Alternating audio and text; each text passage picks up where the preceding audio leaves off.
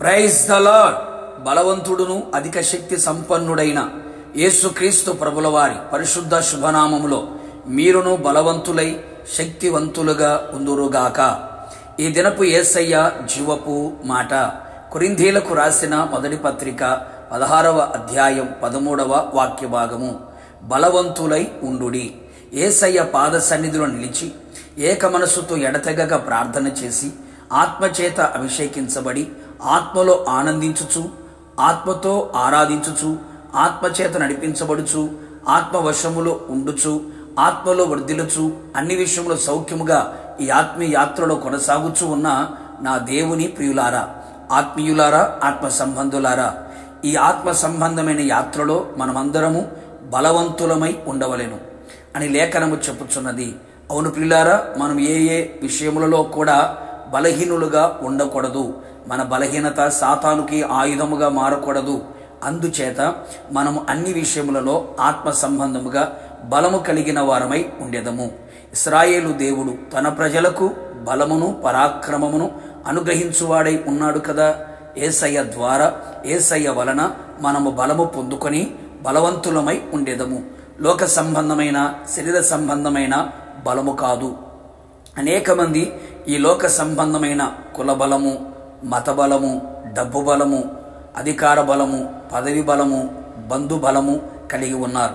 శరీర సంబంధమైన బలము కలిగి ఉన్నారు. ఈ బలము ఒక రోజున నశించిపోవును, లేకుండా పోవును, తుడిచిపెట్టబడును. మనము ఆత్మ సంబంధమైన బలము గలవారమై ఉందము, బలవంతులమై నిలిచి ఉందము. తుదకు ప్రభు యొక్క మహాశక్తిని బట్టి ఆయన యందు బలవంతులై ఉండుడి.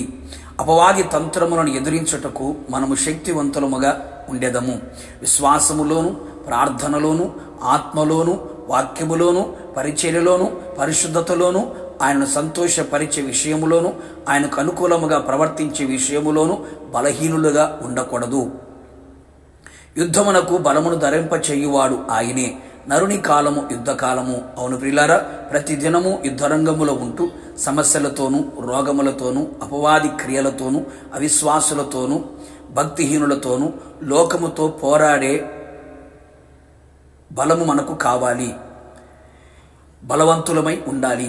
ఈ మంచి కార్యము చేయుటకు బలము తెచ్చుకొనిది. ఏ మంచి కార్యము? పడిపోయిన ప్రాకారములను, పాడైపోయిన గుమ్మములను మరలా కట్టుకొనుటకు పూనుకొనిరి. అవును ప్రియులారా, ఏ విషయములలో ఆత్మీయ జీవితంలో పడిపోయి ఉన్నారో, ఏ కార్యాలు అపవాది లోకములో పడగొట్టి ఉన్నదో, కోల్పోయినవి, పోగొట్టుకొనినవి, పడిపోయినవి మరలా తిరిగి సంపాదించుకోవడానికి, కట్టుకోవడానికి, ఆత్మ సంబంధమైన కార్యములను తిరిగి కట్టుకొని ప్రభు ఎదుట నిలబడుటకు బలము పొంది బలవంతులుగా నిలిచెదము. ఆత్మీయ ప్రయాణములో అలయక పరిగెత్తునట్లు, సమస్యలక నడుచున్నట్లు నూతన బలము పొందుకొని బలవంతులమై ఉందము. అందుచేత దేవుని కృప వలన అభిషేకము ద్వారా అధిక బలము పొందేదము. ఆయనందు ఆనందించి బలమును అనుభవించదము. ఆయన వాక్యము ద్వారా, ఉపదేశము ద్వారా బలవంతులమై ఉందము. క్రీస్తు వలన ప్రతి విషయములో బలవంతులమై ఉందము. మహిమగల రాకడలో బలవంతుడైన యేసు ఎదుట బలవంతులమై నిలిచెదము. బలమైన పట్టణములో యుగయుగములు యేసుతో ఉండేదము. ప్రార్థన. కృపా కనికరము కలిగిన మా ప్రియ పరలోకపు తండ్రి, నీ పరిశుద్ధమైన పాదములకి కోట్లాది స్తోత్రములు.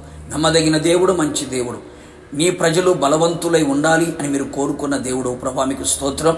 అవును తండ్రి, మీ కృప ద్వారా, అభిషేకము ద్వారా, వాక్యము ద్వారా, ఆత్మ ద్వారా, మీలో ఆనందించుట ద్వారా, ఎదురు చూచుట ద్వారా మేము బలము పొందిన వారిగా, యుద్ధరంగములో జయమును పొందేవారిగా, ప్రయాణములో అలసిపోకుండానట్లుగా, తిరిగి ప్రాకారములన్నీ కట్టుకొని ఆత్మీయ జీవితంలో స్థిరపడినట్లుగా కృప దయచేయమని, బలవంతులుగా మార్చి మీ రాకడలో మేమంతా మిమ్మల్ని ఎదుర్కొనే భాగ్యమును దయచేయమని, ఏ ఒక్కరు బలహీనులు కాకుండానట్లుగా మరొకసారి కృప దయచేసి బలవంతులుగా మార్చమని యేసు నామములో అడిగి పొందుకొని ఉన్నాము తండ్రి. ఆమేన్. నిశ్చయముగా మీరును మీ కుటుంబ సభ్యులందరూ క్రీస్తులో బలవంతులై ఉందురు గాక. బలమైన పట్టణములో చేర్చబడుదురు గాక. God bless you.